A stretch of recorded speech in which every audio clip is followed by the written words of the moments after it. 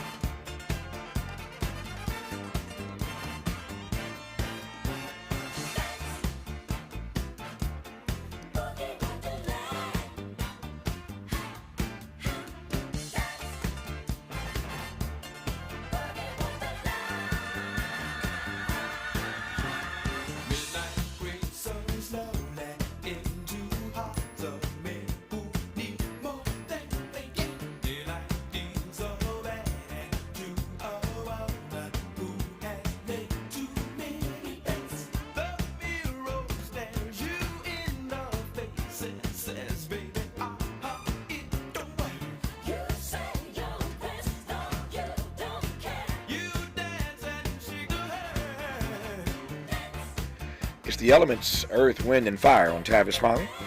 I am delighted to have you hanging out with us in this hour. And in this hour, as promised, a conversation with renowned linguistics professor Dr. Taylor Jones on how we can better navigate linguistic taboos. Think Joe Biden's mumbles and stumbles. Think Kamala Harris's word salad and that random laughter.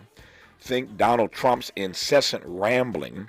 We'll also talk about the impact of weaponizing words and how language may be one of the keys to saving democracy as we know it. I'm pleased to welcome Dr. Taylor Jones to this program. Dr. Jones, how are you today, sir? Thank you. I'm very happy to be here, and couldn't be better after hearing a little bit of Earth, Wind, and Fire. Yeah. If that can't do it for you, nothing can. So I'm glad to know that any fan of the elements is a friend of mine. So I'm glad to know that. Let me start broad, and we'll narrow our way through this hour. When we talk about navigating linguistic taboos, unpack that for me here at the outset. Wow. So that's a huge topic, but. We got an hour. We got an hour, man. We got time. Yeah. For any language or language variety, there are elements of the language that are shaped by social forces. So my background, I have a PhD from the University of Pennsylvania in sociolinguistics. That looks at how social forces affect language use and language change. And one of the things that I'm particularly interested in is taboos. This has, of course, gotten me in trouble in the past because taboo words are things that people feel very, very strongly about. Right. But the basic idea is that there are certain topics, and it changes depending on who you are, where you are, when it is, all of these different social factors. But there's certain topics, certain words, certain phrases that one person or an entire community maybe feels that they can't say. You know these words, you have them in your vocabulary, but you don't say them, and that can be anything like in contemporary American culture that can be anything from scatological things, which I have to resort to Latin to talk about. Mm-hmm. It's like bathroom related stuff. Mm-hmm. That can be terms for people, that can be religious. I mean, there's all sorts of different reasons that people have linguistic taboos, and they apply in all sorts of different directions. So within the United States right now, there are some words that might be taboo for me that aren't for you, and there may be some words that are taboo for you that aren't for me. Yep. Let me jump right in. We got an hour, and I got a lot of ground to cover here. Mm-hmm. So one of the words, excuse me, that many find taboo, I think it's so much more than that, but one of the words people find taboo right now in the American lexicon is the G word, genocide. That is a word that is taboo for many. It's a word around which we have debates about definitions. It's a word that gets people's ire. It's a word that some people believe in wholeheartedly when it comes to what's happening right now in the Middle East. And yet it's also a word that people cringe when you refer to them as engaging in genocide. So there are a number of words, of course, we could talk about through this hour. I'm just pulling that out as an example of how we have a conversation in this country when there are words that are taboo that you can't even speak without offending people. Yeah, I think that's a very interesting question. So there's a ton of words like these in the political domain. I remember, a few years ago, and still the case, that gentrification was another one, where it's not necessarily taboo in the sense that, like, you just said it a few times, I can say it. But what we mean when we're talking about it, maybe we're not on the same page. And this is something that often creates a lot of conflict. So pretty much anything in legal and political domains where there's strong feelings and strong disagreement, you get these, that sort of challenge, that difficulty. So, for instance, if you're talking about the word genocide, that's something that I think the conversation that people are having on TikTok and on Twitter and on social media is different than the conversation that's happening in, say, the International Court of Justice, is different than the conversation that's happening in the Urban Warfare Center at West Point. And so you have all of these different people who are coming at it from a very, very different frame of reference. In some cases, it's just that it's a word that really provokes emotion. And I think that's one of the uses of these things. So, like, if I say gentrification, people are going to have strong emotions about that word, but we might not really be on the same page about what we're even talking about when we say it. So to a sociologist, it means one thing. To somebody who does, like, history of labor, it means another. To somebody who just, lives in the neighborhood and sees changes happening in their neighborhood, it might mean a third thing. And the same goes with genocide. So it's something that I think, I try to defer to the academic experts. I have a handful of books on my shelf, including like a genocide reader. Nobody really wants to get into that level of specificity and get down into the weeds about what we really mean, because it tends to be, a political conversation where I'm trying to say that you're wrong and I'm right. So, and it's hard. To your point about you're wrong and I'm right, and we're going to jump right into this when we come forward. The longer I listen to you, and it's only been a few minutes, the more I am seeing where this conversation is taking us. And let me introduce another T word to this conversation when we come forward. We've been talking about taboo, linguistic taboos. But there seems to me to be perhaps a fine line or a distinct difference, depending on how one looks at it, between taboo and truth. Your taboo is my truth, or your truth could be my taboo. Let's unpack that part when we come forward. Taylor Jones on Tavis Smiley. From Leimert Park with love, this is Tavis Smiley. Make a move into a home of your own. With City National Bank's Ladder Up Home Loan Grant, you could receive up to $20,000 that you never need to pay back. Use it toward your down payment, save on closing costs, or to buy down your mortgage rate. Find out more at cnb.com/ladderuphome. City National, here for every stage of the journey. Property must be in a qualifying market in California, New York, or New Jersey. Additional terms and conditions apply. Not all applicants will qualify. Terms are subject to change without notice. City National Bank is an equal housing lender. Member FDIC. NMLS number 536994. Oh no, stomach issues again? Stomach issues? Who are you? Your pancreas. I could be the real reason for your diarrhea, gas, bloating, stomach pain, or loose oily stools. I thought it was my stomach. People often do, but any of these symptoms could mean having a condition called exocrine pancreatic insufficiency, or EPI. With EPI, the pancreas doesn't release enough enzymes to break down food, but EPI is manageable. Use the symptom checker on identifyepi.com and speak with your doctor. That's identifyepi.com. Sponsored by AbbVie. Did you know your life insurance is an asset you can sell? I'm Jay Jackson, CEO of Abacus Life. For almost 20 years, Abacus has been purchasing life insurance policies from seniors just like you. And at abacuspays.com, we've created a free policy value calculator so you can find out the worth of your policy in just seconds. There are no fees and no obligations. Get real value from your life insurance when you need it with Abacus. Learn more at abacuspays.com. This is the story of the one. As head of maintenance at a concert hall, he knows the show must always go on. That's why he works behind the scenes, ensuring every light is working, the HVAC is humming, and his facility shines. With Grainger's supplies and solutions for every challenge he faces, plus 24/7 customer support, his venue never misses a beat. Call quickgrainger.com or just stop by. Grainger, for the ones who get it done. Ugh, I've been feeling so sluggish and just kind of blah. Been there. That's why I take Align yogurt-coated probiotic fruit bites. But I suppose they taste blah. Actually, they taste delicious. It's an apple blueberry flavored center covered in a yogurt coating and is infused with probiotics to help support a healthy gut. They come 5 in a pouch. I just toss one in my bag and go. Toss one in my bag? Ha, get your own. New Align yogurt-coated probiotic fruit bites from the makers of the #1 doctor-recommended probiotic brand. Find them in the digestive care aisle. Ready to re-examine your assumptions and expand your inventory of ideas? More of Tavis Smiley coming your way right now. Yeah, too many T's around here. Tavis is talking to Taylor about taboos and truth. Way too many T's. Say that fast 3 or 4 times. We will talk later in this hour as well with Taylor Jones about his view that black language is more complex than standard English. Just hold on to that for a second. We'll get to that a little bit later, about the ways in which black language is actually far more complex than standard English. I promise we'll get to that as we move through this hour. But in case you just tuned in, we're talking with linguistics professor Dr. Taylor Jones about how we can navigate linguistic taboos, about the impact of weaponizing words, and about how a focus, a concentration, a conversation about language may be the key to saving our democracy. We'll get to, as we talk about what a linguist hears when they hear certain people speak.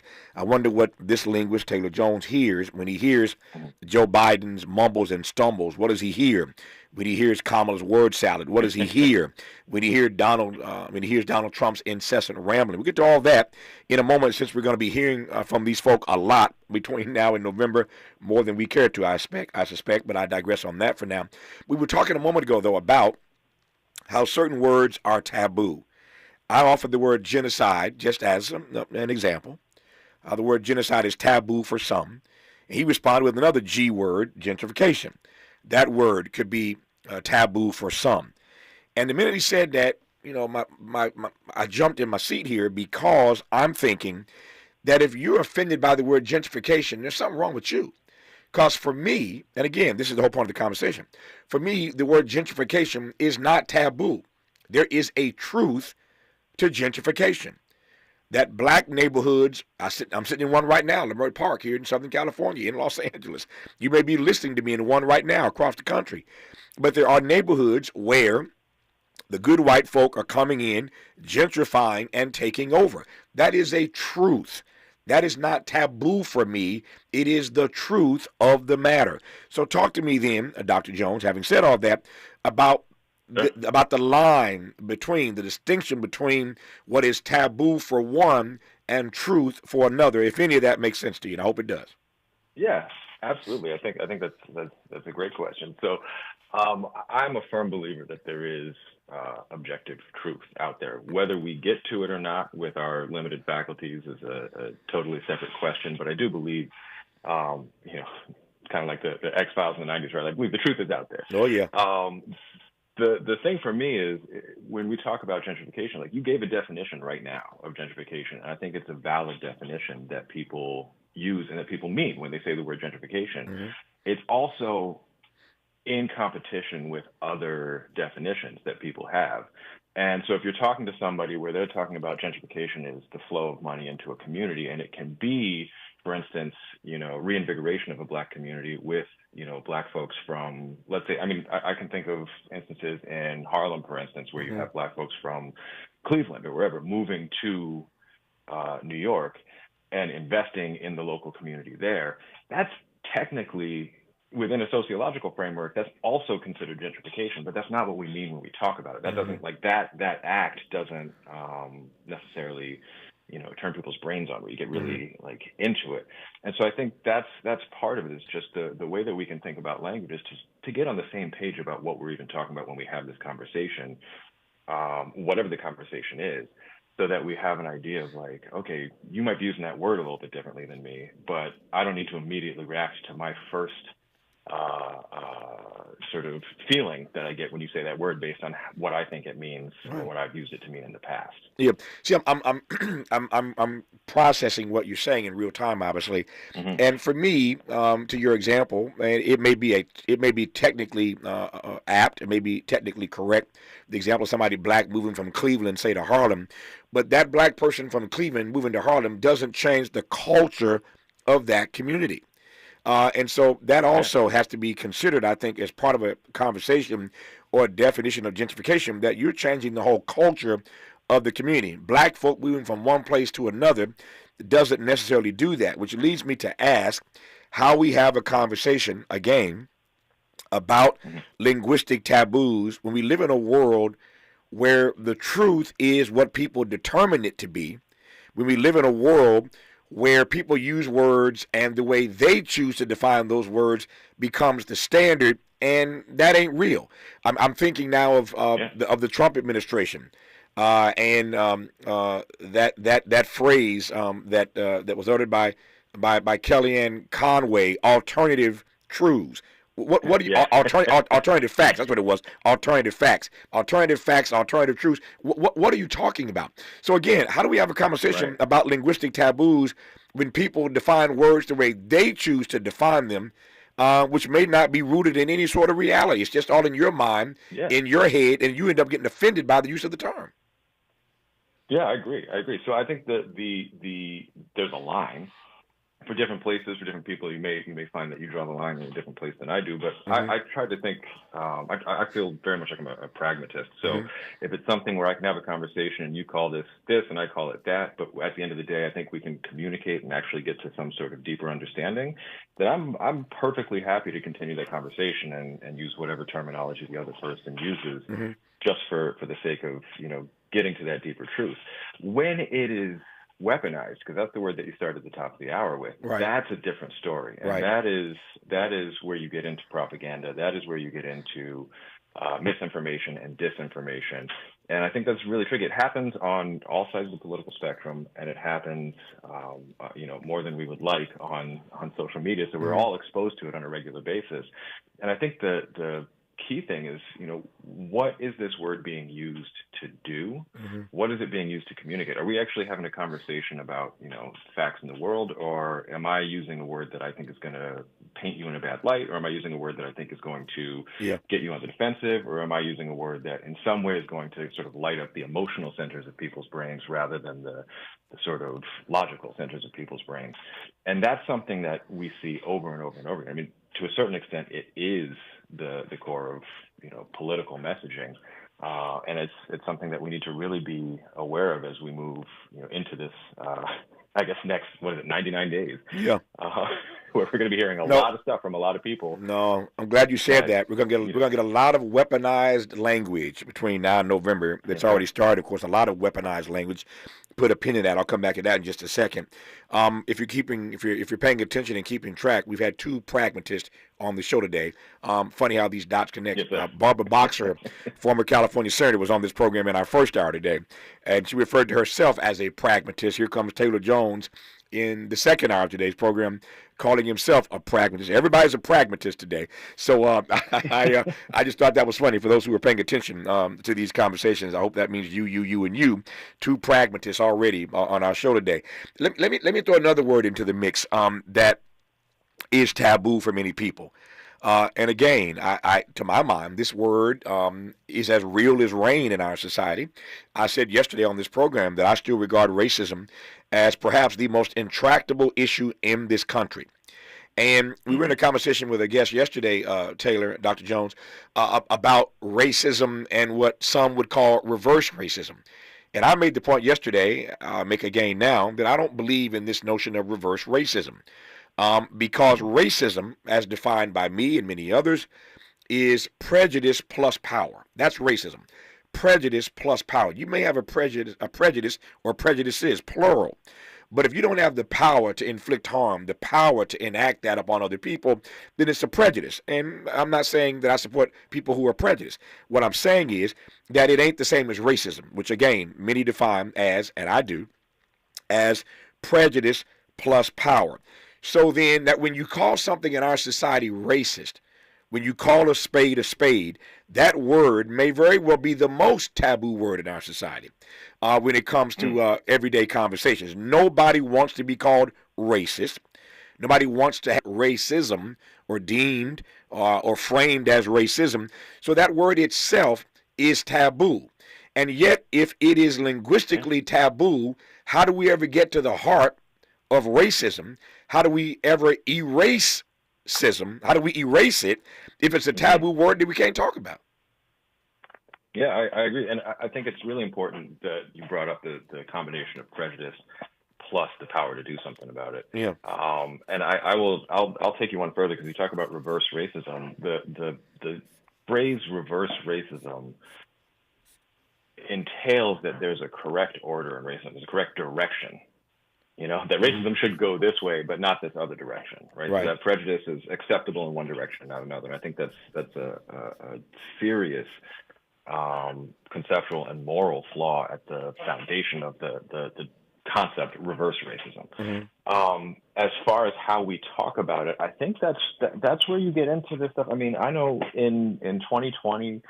I think Robin DiAngelo sold how many millions of books? I heard that not all of them were actually picked up at the bookstores, but part of the thing that was driving her popularity at that time was this discussion around not being, I think her term was fragile, and I think that's something that we have to be aware of when it is a taboo. I think you correctly identified that racism, while it's something that people do say in certain contexts, is in many contexts taboo, especially any sort of accusation of it. It just shuts down a conversation. And I do think that that's a defense mechanism. There's a fantastic book called Possessive Investment in Whiteness, which is in some aspects all about that.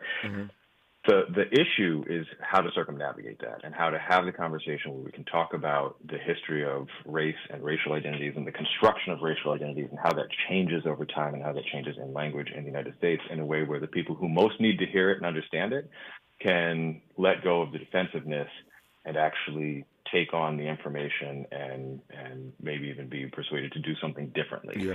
And that is, that's something that I do with the consulting firm that I work with called Culture Point. That's something that we do for, we get training and all that kind of stuff. But it is a serious, serious challenge. And it's not something that I think any one person has all the answers for. But I think, as you have the 20th anniversary of your book, as you sort of chip away at it, as everybody else chips away at it, as we have these kinds of discussions where people can even start to talk about race, frankly, then you can start to have a positive move forward. Because last week you mentioned, we talked about some of the candidates. Yeah. It was within the past couple of days, there was the white guys for Kamala Zoom call, and there was a lot of discussion about why is this acceptable? Why is this allowed? We're fine with, black women for Kamala. And when it was white guys for Kamala, there was this question of is this okay? And I think, seeing some of the reporting on it was actually really interesting, the conversations that they were starting to get into. But I do think that there is a thirst among, white America for the ability to take a step back and to assess and to be able to talk about whiteness without it being, without it being such an emotional thing where like, okay, if I acknowledge whiteness, then I'm acknowledging, wrongdoing or benefiting from somebody else's wrongdoing or all those other things. We can't talk about it if we can't actually, like you said, call a spade a spade. Yeah. How did you, as a linguistics professor, how did you process, and perhaps you sounded off somewhere and I didn't get a chance to see it or hear it, so let me just ask you now here on live radio, how did you process the conversation about white dudes, white guys for Kamala? I hear the frame you're putting us in, but as a linguist, what did you have to say, or at least what did you think about that conversation about the white guys for Kamala? I think it's just a really interesting phenomenon. I don't think it's something that we would have seen in previous election cycles. And I think it has the potential to be a very positive and healthy thing. I think we get into sort of identity politics, and I'm old enough that I was raised with, you don't talk about race, you don't see race. Like it's a sort of colorblind racism, as it's sometimes called in sociology, where it's like, I don't see race, I don't see color, I don't see gender, I just see you for you. But I can't actually see you for you if I don't see those things. Exactly. A colleague of mine says, like, I better hope I don't go missing and the police ask you for me, because you'll just tell them, like, oh yeah, kind heart. Like, so, I never saw her color. I can't tell you what she looked like. I never saw her color. I just saw her. Right. That's funny. So I think it's a positive thing for people to be able to talk about this stuff. And I think we're still, as a country, kind of figuring it out. I mean, we talked about Barack Obama as the first black president, but that is one part of his identity. We talk about Kamala Harris as, a possible female president, and that's one part of her identity. We talk about black, that's one part of her identity. And, I think for everybody, we're kind of moving into this place where we live in a multicultural, multi-ethnic society where there's a lot of people in community with a lot of very different people. And I don't think we, do ourselves any favors by trying to say, okay, well, we have to say Kamala Harris is black and that's it, or South Asian and that's it. I got it. That's. Yeah. No, I think I've answered your question. No, you did. You answered it. I'm still laughing though, because sometimes comedy can be very instructive and informative and not just humorous. In fact, it can be sobering. And of all the conversations I've had in my career about some of the subjects we're talking about right now with our guest, the linguistics professor, Dr. Taylor Jones, I never thought about it quite that way. People say, I don't see color, I don't see color, I don't see color. Well, I'm glad, and I hope that if I ever disappear, they ain't asking you to describe what I look like, because you never saw my color. You can't give the police a good description. That's a great frame that I will use going forward. Never quite thought about it that way. One of the other reasons why I don't see color is a ridiculous notion. I digress on that for now. Our guest is Dr. Taylor Jones. When we come forward, a great deal more to cover. I want to talk to him about weaponizing language and how he expects that reality is going to get worse for us, language being weaponized between now and November. I want to talk about, as I said earlier, his expertise in this regard, how black language is more complex rather than standard English. He believes that black language is far more complex than standard English. I want him to unpack that for us. And then as a linguist, I want to know what he hears when he hears Joe Biden's mumbles and stumbles, when he hears Kamala Harris's word salad, when he hears Donald Trump's incessant rambling. Dr. Taylor Jones is our guest right now on Tavis Smiley. Unapologetically progressive. Unapologetically black. You're tapped into Tavis Smiley. Paid for by government.com. Did you know? The United States Mint has issued a new Morgan silver dollar coin in proof condition for the first time. Not only that, they are also minted in 99.9% pure silver for the first time ever in history. Coin experts are calling this an amazing opportunity for anyone that knows the enduring popularity of Morgans. But you must hurry. Only 400,000 of these legal tender silver dollars were issued. These first ever Morgan silver dollars are brand new with stunning mirror-like finish, minted by the iconic San Francisco Mint. Call now and you're guaranteed a new first ever 99.9% pure silver proof Morgan dollar. To learn more, call 1-800-973-9717. If you order now, you will receive a free coin collector bonus pack, a $25 value, free with every order. Call 1-800-973-9717 now to secure your new Morgan silver dollars before they are gone. That's 1-800-973-9717. I'm Mike Moore. Here's the latest from the Black Information Network. The accused Gilgo Beach serial killer is due back in court today on Long Island. It'll be Rex Heuermann's first court appearance since June 6th, when the New York City architect was charged with 2 more murders. That brings the total number to 6 women, mostly sex workers. Former President Donald Trump is coming to Illinois this week. His campaign says he's attending the National Association of Black Journalists convention in Chicago tomorrow. Trump will participate in a Q&A with political journalists. Items belonging to the late African-American NFL icon O.J. Simpson will be auctioned off to raise money to pay civil claims. In 1997, the families of Nicole Brown Simpson and Ron Goldman were awarded $33.5 million in a wrongful death lawsuit. And that's the latest. I'm Mike Moore from your 24/7 news source, the Black Information Network and BINnews.com. Every business faces challenges, but shipping shouldn't be one of them. Turn shipping to your advantage with USPS Ground Advantage from the United States Postal Service. Learn how at USPS.com/advantage. USPS Ground Advantage. Simple, affordable, reliable. This is the KBLA Sports Minute with Ray Richardson.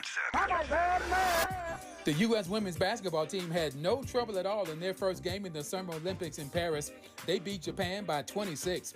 56 straight wins for the U.S. women in Olympic competition, a streak that started in 1992 in Barcelona. Asia Wilson had 24 points and 13 rebounds. Next game for the women's team is Saturday against Belgium. The U.S. men's basketball team is off until Wednesday. They have a second-round matchup against South Sudan. Simone Biles confirmed she will compete today in the women's gymnastic team finals. Biles suffered a mild calf strain on Sunday. Simone is trying to become the first gymnast in the world, male or female, to win 5 gold medals in the same Olympics. The Dodgers and Angels are back on the field tonight after a day off yesterday. The Dodgers are in San Diego. The Angels are at home against Colorado. No debates, no speculation, just the info you need. That's your KBLA Sports Minute. I'm Ray Richardson. More news, opinions, and conversation when we come forward on KBLA Talk 1580. Linking social justice and all year long. We're unapologetically progressive. KBLA Talk 1580. It's Mattress Firm's semi-annual sale and clearance. Save up to 60% on a wide selection of quality mattresses at every price. Plus, score a free adjustable base with a qualifying purchase. Hurry and stop by Mattress Firm today. We've got a lot to talk about. Hi, I'm Zoe Williams, a.k.a. the Voice of Reason, encouraging you to join me weekdays from 7 to 9 p.m. for the world's most intriguing relationship radio roundtable. Every night, I facilitate and encourage our loyal listeners to participate in the most engaging relationship discussions you'll hear anywhere. So make it a point to rendezvous with me, Zoe Williams, the Voice of Reason, Monday through Friday, 7 to 9 p.m. Pacific Standard Time. Trust me, your relationships will never be the same. The VOR is on fire tonight. Unapologetically progressive. KBLA Talk 1580. We've got your black. Looks like Bobby needs a ride again. Grab the keys. Let's take our auntie to the swap meet. Grab the keys. Whether you're giving rides or hauling gear, do it all in a Chevy SUV. Head to your local Chevy dealer, where well-qualified buyers get 1.9% APR on all 2024 Silverado 1500, Blazer EV, Equinox, Trailblazer, and Colorado models. Chevrolet. Together, let's drive. 1.9% APR for 36 months. Monthly payment is $28.60 for every $1,000 you finance. Example down payment 17.0%. Must finance with GM Financial. Some customers may not qualify. Not available with lease and some other offers. Take new retail delivery by 7/31/24. I occasionally have nerve discomfort in my hands, so the things I love to do... Let's play something, Grandma? Became difficult as I got older. If you have occasional stabbing and burning in your hands and feet, try Nervive Nerve Relief. Nervive's clinically studied dose of alpha-lipoic acid reduces occasional nerve discomfort in as little as 7 days with continued daily use. Say yes to healthy nerves with Nervive Nerve Relief. These statements have not been evaluated by the Food and Drug Administration. This product is not intended to diagnose, treat, cure, or prevent any disease. Ooh, I'm so ready for this weekend away with my girls. Hey, hit the road? How about some free gas? Free gas? How? Try new Febreze car for some serious freshness and you can win gas for a full year. Visit Febreze.com to learn more. Say less. You may not win, but you're gonna have a fresh smelling whip. Thanks, DJ Fresh. Now how about some music? Hey, yo, this next one goes out to new Febreze car for giving you a chance to win free gas. No purchase necessary. Must be 18 to enter in 73124 for rules and how to enter. Visit Febreze.com. Who do you trust to get at the truth? Tavis Smiley. That's who. The conversation continues right now. I said a moment ago how comedy can be sobering. When Dr. Taylor Jones, a linguistics professor, our guest in this hour, made the point to me that for people who say, I don't see color, you don't want them giving a police report if you show up missing. If they don't see your color, it's going to be hard to define and describe what you look like to the cops to help find you when you go missing. So I was talking about how sobering comedy can be. Here's something else that is sobering, given that Dr. Taylor Jones and I were just talking moments ago about white dudes for Kamala. In case you've just tuned in, we're having a conversation in this hour with this linguistics expert about how we navigate linguistic taboos, about the fine line between what is taboo for one and truth for another. We're talking about, in a moment, the impact of weaponizing words, and we're going to get a lot of language going to be weaponized. Already is, but it's going to increase between now and November. And we're going to talk a little bit later here about black language being more complex than standard English. We'll talk about how language may be one of the keys to saving our democracy if we can ever get on the good foot or on the civility foot, if I can put it that way. But here's a fascinating comment that I want to share, Dr. Jones, given that we were talking about white dudes for Harris. This is an anonymous comment that was sent to me. White dudes for Harris, yes, but not a single one is a Rust Belt worker that lost his job and lives in a swing state. Instead, it's all email jobs that have hours to spend online. Wait to be surprised in November. If that ain't sobering, I don't know what is. Yeah, a lot of white dudes for Harris, but not a one of them was a Rust Belt worker who lost his job. Put another way, this is my language, not one was an angry white male in a swing state. Wait to be surprised in November. If that ain't sobering, I don't know what is. I'll leave that right where it is. As my big mama used to say, we're going to leave that lay where the good Lord done flung it. We're going to leave it lay where the good Lord done flung it. It's a sobering comment that I share with you to think about on your own. Back to this conversation about linguistic taboos. Talk to me about the ways in which you fear, you fret, and if those words are not appropriate, fill in the blank, Dr. Jones, the ways you fear and fret that we're going to see language more weaponized, if it can be, between now and November. Oh, absolutely. There's a lot. There's a lot of different ways. I think one of the things that I am most terrified of, to go back to T words instead of fear and fret, is the sort of influence of AI. And we kind of abuse the term AI, but what I mean is deep fakes. What I mean is fake voices. What I mean is fake images.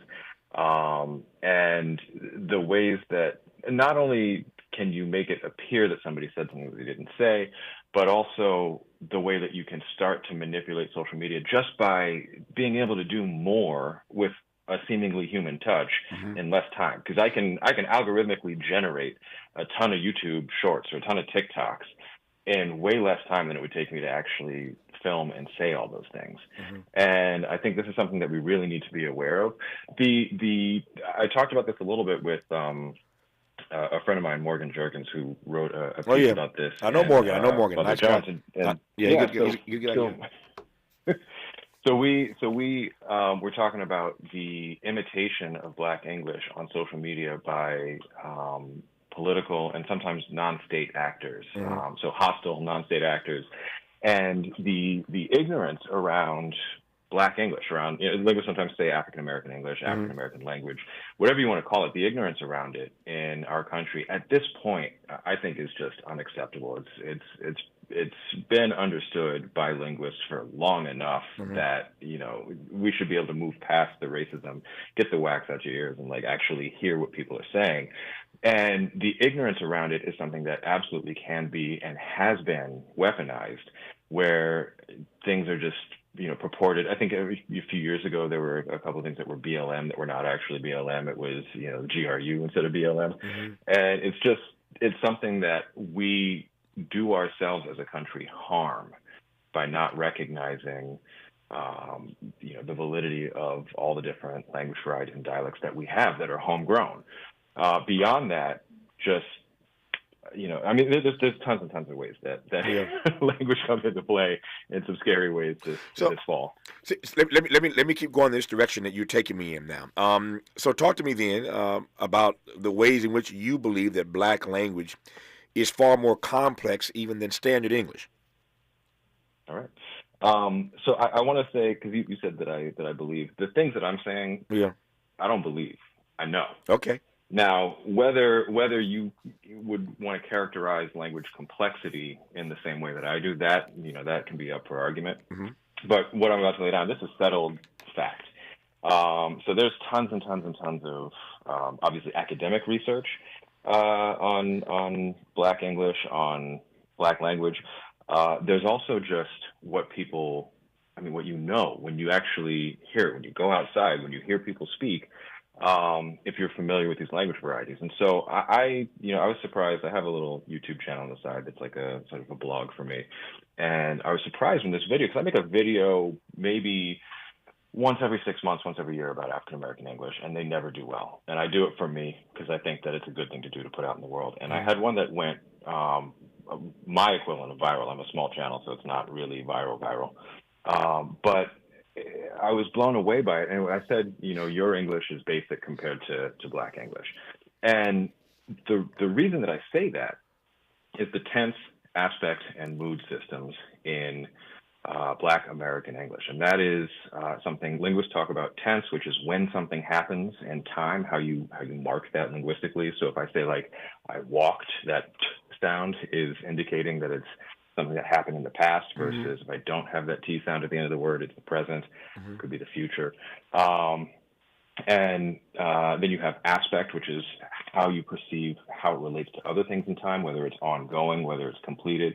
And you have mood, which covers all sorts of things about speaker perspective about what they're relaying. That can be the subjunctive for anybody who's ever studied Spanish or French or whatever.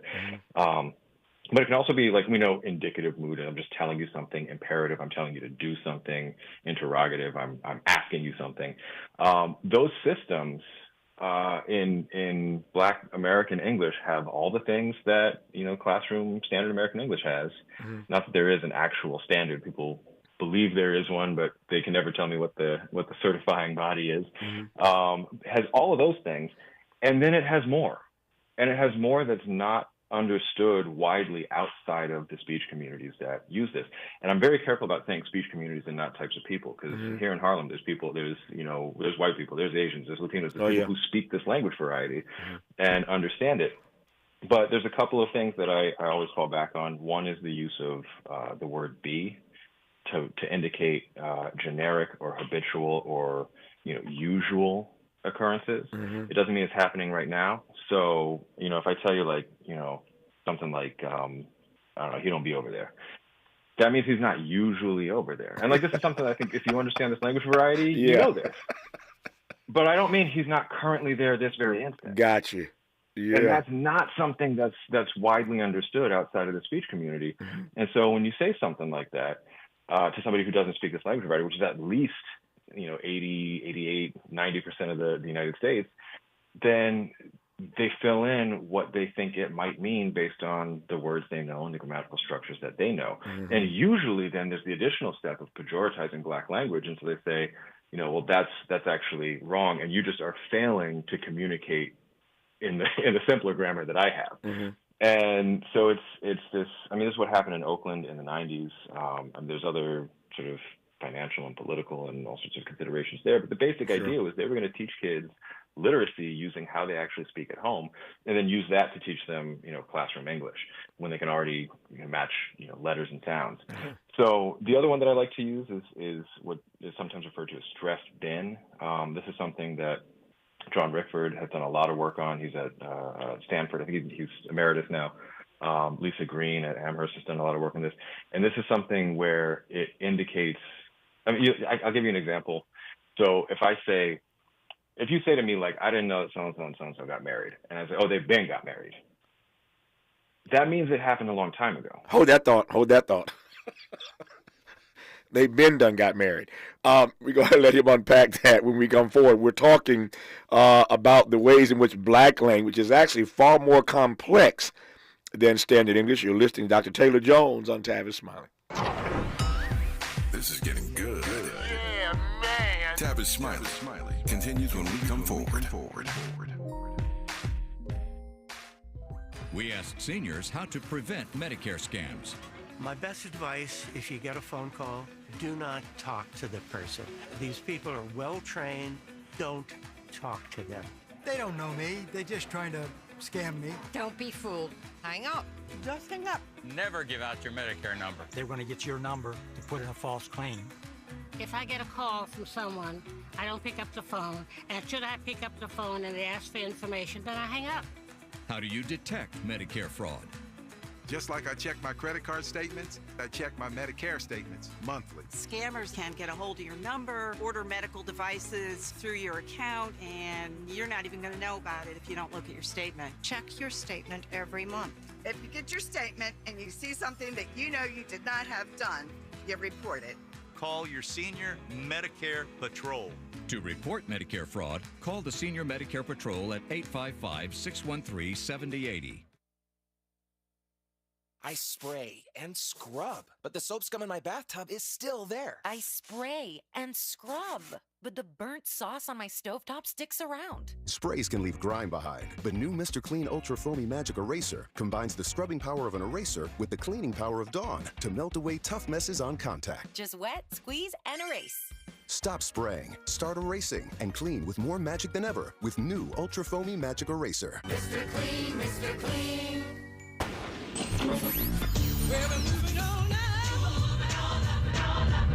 Tavis is like George and Wheezy. He's moving on up. Last year, Tavis was number 45 on the Talkers Magazine list of the 100 most important radio talk show hosts in America. Wait for it. Wait for it. The 2024 list was recently released, and Tavis has jumped to number 33 on the list of the nation's most important talkers, making him the highest-ranked African-American on the coveted roster.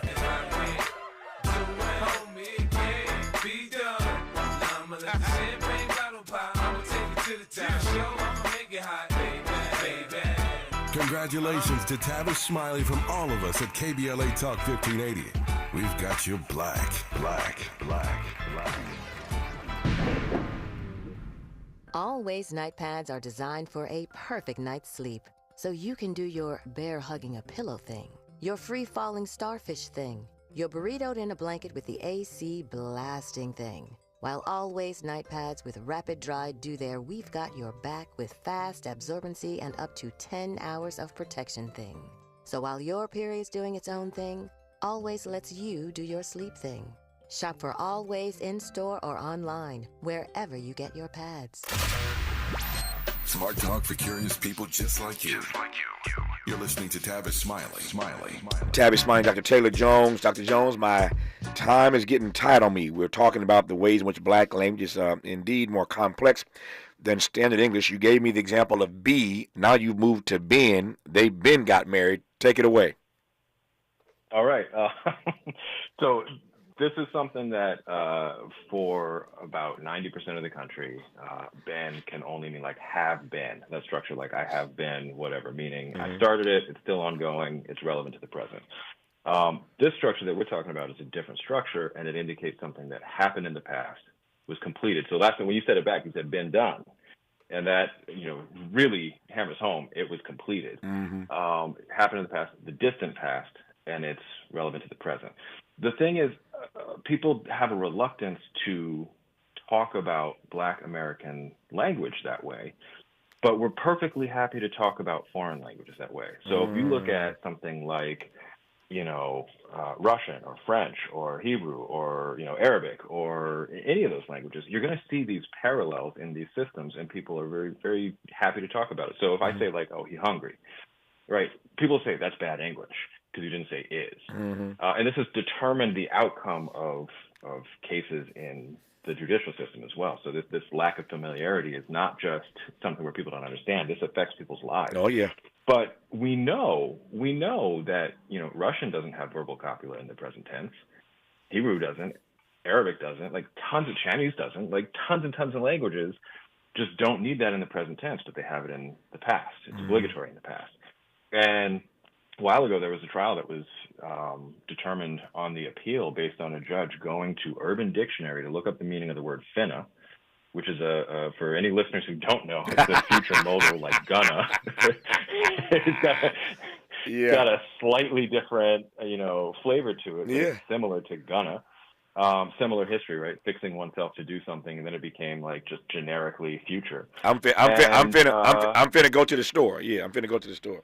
That's right. Yeah, yeah. And then the judge looked up something. It was like, I think the sentence was something like, "You finna shoot me" or something like that. But they said, first of all, finna is not a real word, and second of all, it doesn't have a conjugated version of the word to be. Therefore, it's impossible to determine the tense of the utterance, whether it was past tense, whether it's present, meaning like it's an immediate future thing.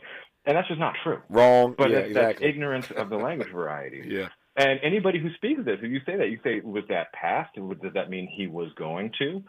Or is that, he's about to? Yeah. And there's a clear right answer there. But the ignorance that we have of this, very real, very valid, homegrown language variety is something that I think harms all Americans. Nope, you make your point. You make it quite clear. By the way, that YouTube channel he talked about, it really ain't that small. He's a modest guy. Way too modest. It's called Language Jones. His name is Dr. Taylor Jones, but he goes online by Language Jones. And I encourage you to check out any number of his videos under the handle Language Jones. Check him out. You will not be unimpressed. Our remaining moments with Taylor Jones when we come forward on Tavis Smiley. More of Tavis Smiley when we come forward. If you're like me, 60 and retired, making ends meet, especially here at the supermarket and drugstore, is tough. I'm so blessed to have found benefitscheckup.org. It's a free and confidential website from the National Council on Aging that connected me to $1,200 a year in programs that help pay for food, medicine, utilities, and more. Maybe it can help you. benefitscheckup.org. You know where you want to go in life, and City National Bank can help. City National knows the dedication it takes to build your vision for the future into a reality, and our team is here for you. We have a wide range of options to help, from personal savings accounts to interest-bearing money market savings accounts and more, all designed to help you get where you want to go. City National, here for every stage of the journey. Learn more at cnb.com. City National Bank is a subsidiary of Royal Bank of Canada, member FDIC. My mom has taken up going to the park to practice yoga. My dad's going to a club, but not a book club, a salsa club. Finding new hobbies comes with age. My mom has started getting lost and not knowing where she's going. Becoming lost or disoriented doesn't. Confusion with time or place may be a sign of Alzheimer's. An early diagnosis can help improve the quality of life for your loved one. Learn the warning signs of Alzheimer's at 10signs.org. Brought to you by the Alzheimer's Association and the Ad Council. KBLA Talk 1580. We've got a lot to talk about.